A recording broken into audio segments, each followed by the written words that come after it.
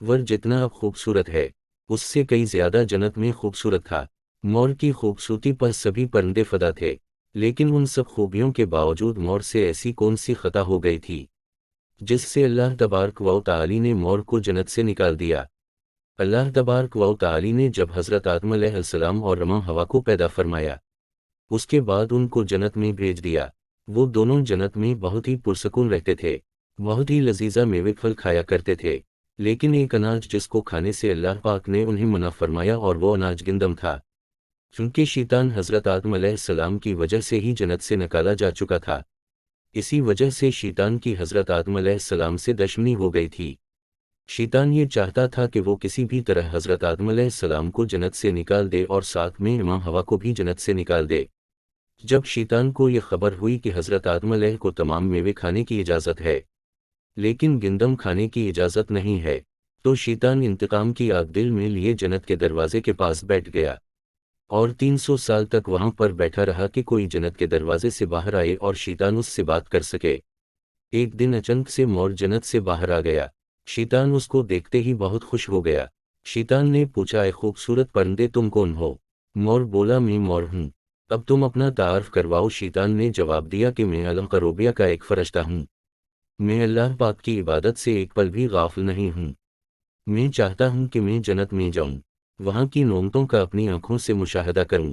شیطان مور سے کہنے لگا کہ تم مجھے جنت کے اندر لے جاؤ، میں تمہیں 3 ایسی باتیں بتاؤں گا جس سے تمہیں ابدی زندگی حاصل ہو جائے گی، تمہیں بڑھاپا اور بیماری نہیں آئے گی، تم ہمیشہ جنت میں ہی رہو گے۔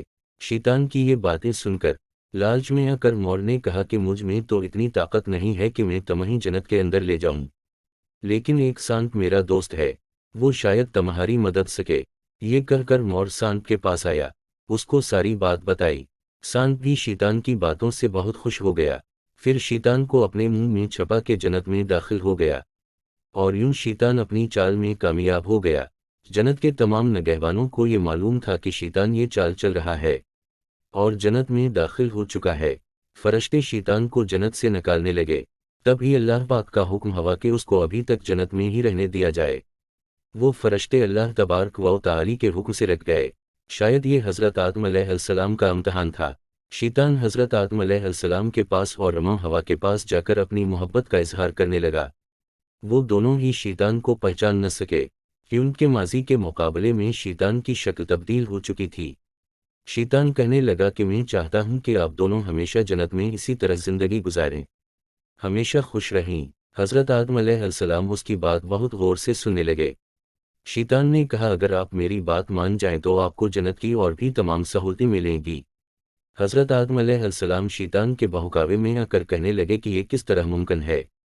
شیطان کہنے لگا، ایک گندم کا دانہ اگر آپ دونوں چکھ لیں تو آپ کو ابدی حیا حاصل ہو جائے گی اور آپ جنت میں ہی رہیں گے۔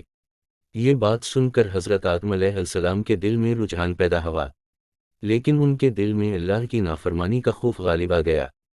جبکہ اماں حوا شیطان کی باتوں میں آ گئی، جس پر اماں حوا نے حضرت آدم علیہ السلام کو راضی کر لیا۔